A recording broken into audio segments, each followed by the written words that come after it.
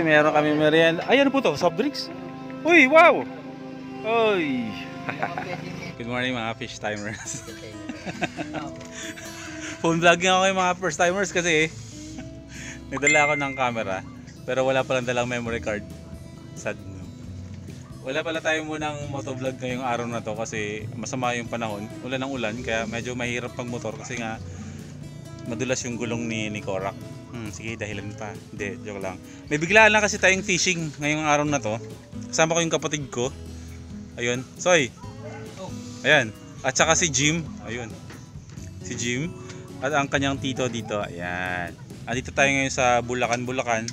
Ang Bulacan ay isang lalawigan sa probinsya ng Bulacan. Tama po ba? Tama. Eh, andito tayo ngayon sa sa fish pond nila Jim dito sa Bulacan, Bulacan. Mag-fishing tayo. Tapos subukan natin mag phone vlogging lang. Sana hindi mag-corrupt tong mga files dito.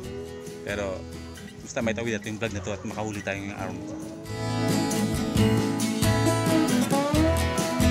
Ayan, ito yung lugar ngayon kung saan kami. Tapos ito yung bangka na sinakyan namin kanina. Made of fiberglass. Kaya medyo madami-dami ang pwedeng dyan, sumakay. Fiberglass siya. Kaya maganda siya sa pagdudumi. Bakit? Nakakadaya ng maganda siya. Bangka made in Del Monte.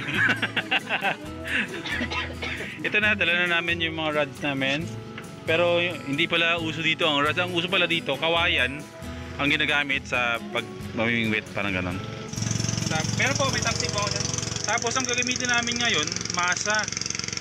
Hindi siya hindi siya uod or lure.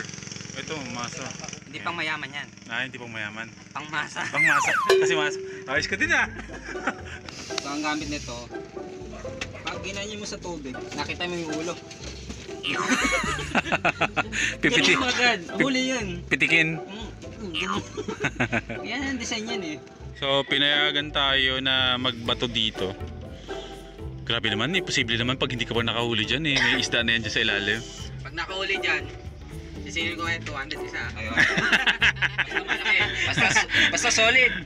Gi. Hindi, joke lang. Anong klaseng sima bro gusto mo? Yung malit. Ayan Bili ka. Dami niyan boy, first time Ha? Dami niyan Alright. Nawala na nga yung isa kong yung isa kong lure na medyo maliit. Kasi hinagis ko. Kasi natututo na ako mag-cast diba ng malalayo. Pag-agis yung gano'n. Umabot ng Malabon. Umabot ng Malabon. Pagdating sa Malabon, nakita nung isang mangingisda doon. Yung huli mo, kinuha niya? Kinuha niya. Ay. Pilit natin to. Ito yung mga panghuli ng mga mga tuna.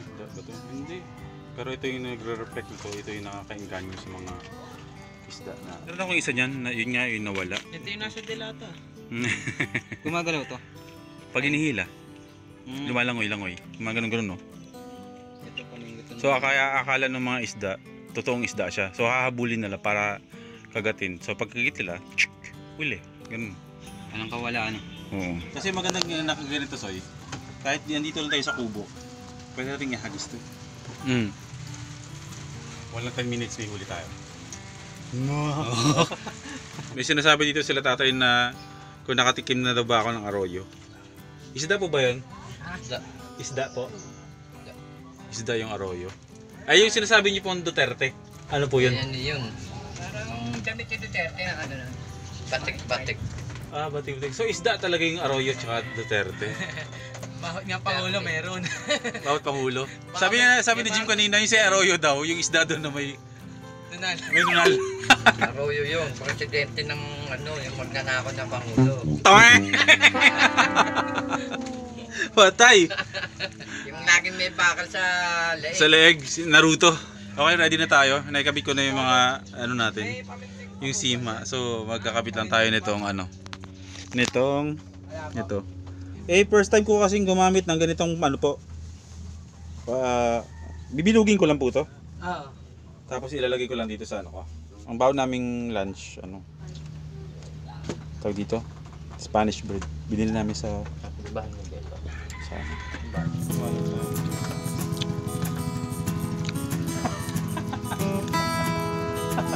cheating! Grabe naman pag wala tayong nahuli dito eh. Fish pond to. Dapat doon ako magbato sa medyo malayo. Ito, si Arroyo, yung pinakamagnanako na Pangulo. Ito naman, si Duterte. Kasi? Iba-iba kulay niya, yung damit niya, iba-iba kulay. Ay, oo nga pala, no? May damit siyang ganyan na parang gray. Na stripe, no? Si Duterte to. Kilala ko yung kasama ni Duterte dyan. Kilala ko yan, si Bongo yan. Hindi, wala pa si Bongo. Wala pa? Yun, yung ano ko. Yung tali ko bumuhol-buhol na. First catch of the day. Oh yeah. Duterte.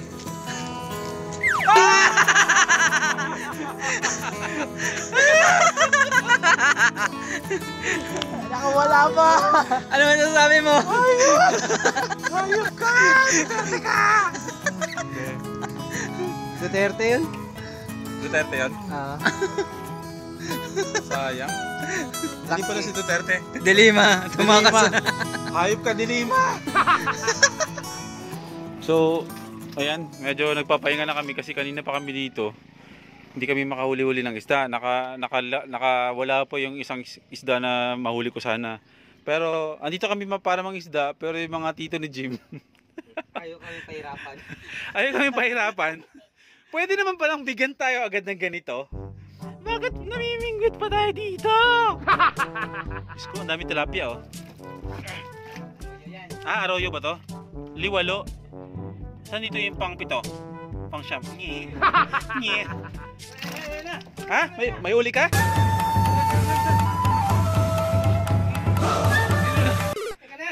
Ano yan? Fish da, okay na. Ha? Ibang klase na huli mo to na. Ha? Grabe naman, chips agad. Stigil na. Paano hinuli yung mga isdang yan, bro? Ayun o, may parang cage na maliit na isasawok sa tubig. Tapos agad-agad o nagsistay lang sila doon? Tumitira sila doon? Papasok lang. Matagal na sila pumapasok dyan. Okay. Yan, instant huli agad-agad. Mahirap pala mamingwit ng ano, no? Ng andyan na mismo yung isda o nakikita mo sa harap mo. Para lang kayo nagluloko ng isda. Pero anyways, importante. Muntik na ako may mahuli, nakawala lang. At least nandun pa rin yung essence ng pamimingwit na muntik ako makahuli. Parang mas Okay lang. mabilis pang mabilis pang mahuli yung Fishda. hindi. Hindi, yung isda sa isda sa ilog. Kesa dito, Kasi para silang dito, parang nadadala na. nadadala na kasi basta, siguro ganun nga. Welcome to Spratly Island po dito. West Philippine Sea! Bumili kaya may yan. Okay mga first timers, sasama tayo kay kay Tito. Kokote lang. Batay. Ano no? Hindi nga. Grabe no. Yung muna akong ikukulang na ako. Okay, nasa bangka ulit tayo. Ang hirap, cellphone lang ginagamit ko. Medyo malaking bangka naman to. Pero yung ilalim doon na pupunta natin, poste daw yung ilalim. Ganun katindi. Kinakabahan ako pero mas ngayon hindi na masyado tulad ng dati nung kay Kuya Lito. Kasi maliit yung bangka niya eh. Ito, malawak at gawa siya sa fiberglass kaya medyo impante tayo. Makapal. So syempre kinakabahan pa rin ako. Pero sayang kasi pag pinalagpas natin yung experience na makasakay tayo ng bangka na medyo malayo. Para at least, diba? Kasi pagsisisihan ko to pag hindi ko tinuloy to. Kahit na medyo kinakabahan ako, kailangan natin i-grab yung opportunity. Diba? Kasi, diba? Sayang sayang experience. Kaya, ayan, si Kuya. Pumunta lang muna siya dun sa bahay niya. May kinuha lang siya dun. Okay, gigame na kami. Hawak mo na ako. Ay, tatawid kayo sa kabila? Hindi, patatakbuhin natin. Okay. Hindi daw tataob. Dumaan si Kuya si Tito sa likod ko pero parang wala lang, hindi ramdam. Sila. Okay. Opo.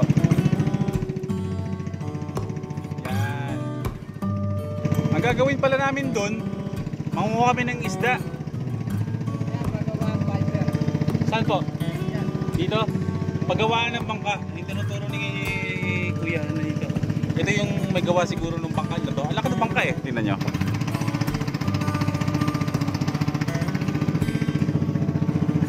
Kaya hindi tayo kabado at confident tayo na ano.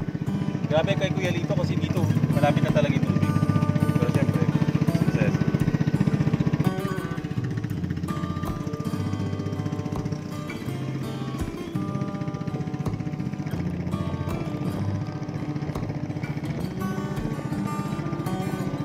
Yung pupuntahan po natin sa inyo rin po yun?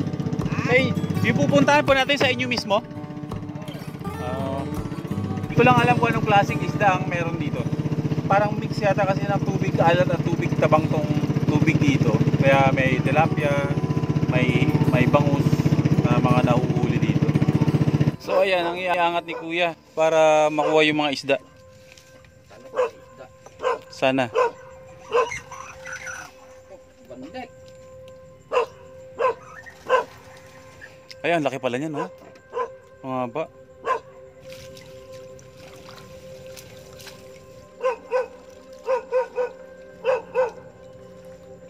Wala. Unang cage, negative, walang huli. Second cage. Hindi, oh. Yun, meron. Maliit lang. Walang laman. Dalawang cage, walang huli. Punta daw tayo sa kabila. Gutom.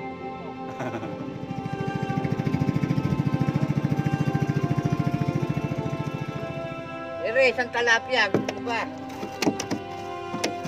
Akas talaga yan. Ayoko. Nakuha ko na. Akas din. Grabe no. Buhay pa. Ahas tubig. Ahas tubig.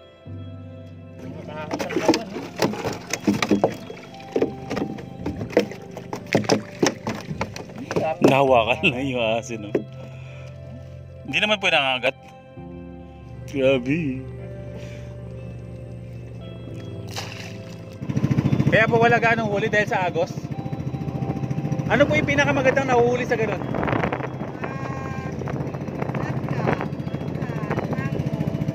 Plapla, tilapia, alimango. Sayang. Pero meron pa dalawa.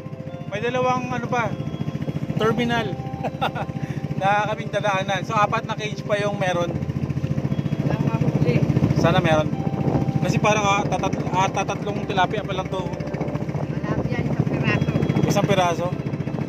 Tapos Walang mahuli.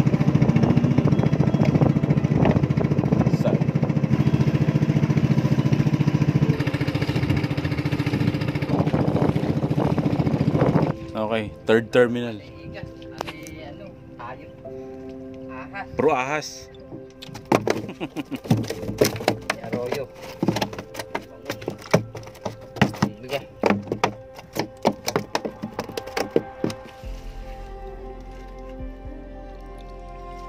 Yun, may huli tayo. Yung parang hulihan po ng isda na to, agida. Oh, yun. Ada. Mga isdang tanga. Bakit? Paano nahuhuli sila eh? Mga tanga sila eh. Okay, down to our last agida. Agida pa lang tawag doon. Sa parang terminal ng mga hulihan ng isda. Konti lang nahuli. Pero sige, may isa pa. Last agida. Last agida. Isdang tanga. Ng mga tanga daw. Yan, mukhang positive meron. Po. Bayawak. Opo, nakatikim na po ako ng bayawak. Pero nalaman ko lang po na bayawak nung nakain ko na. Ayan, marami. Pag marami, diretso shoot na agad. Tapos saka tanggal ng mga ano, excess dumi. Bawat tayo daw nitong mga agida, nagkakalaga ng 5,000 pesos. Eh, ilan yung pinunta natin? Pang-4 po to, no? So, 10, 40,000 lahat-lahat. Yung ano po, yung panghuli niyo po ng isda dito, ilang araw po bago niyo balikan? Ah, overnight lang tapos kinabukasan dadaanan niyo ulit. Pagka nanguhuli, 2 beses sa isang araw. Sa isang araw. Umaga hapon. Yeah. Isa. Pwede na. Pag siniswerte daw, napupuno daw yung isang bangka sa isang ganito lang. So, ganun tayo, hindi ganun kaswerte kasi walang ganong huli. Po? Papa. Kasi ang laki-laki ng cage. Para pasukan ng maraming isda. Kaya nga, pag hitik na hitik talaga siguro yung mga isda, posibleng mapuno talaga itong bangka. Nangyaring naiwan ko ang memory card ng camera ko pero hindi yun hadlang para makakuha tayo ng kwento ng totoong buhay. Buhay na kabaliktaran ng buhay na tinatamasa natin. Isa lang ang natutunan ko sa araw na to mga first timers. Ang matuto tayo magpasalamat kung anong meron tayo. Matuto tayo magpahalaga ng kung anong meron tayo. Dahil may mga taong salat sa kung ano mang meron tayo at may mga taong kinukulang pa rin sa pangangailangan na ultimong pambili ng bigas ay hindi makayanan dahil walang mahuling maayos na isda. Hindi lahat pinagpapala, hindi lahat masagana. Magpasalamat tayo sa lahat ng mga biyayang meron tayo.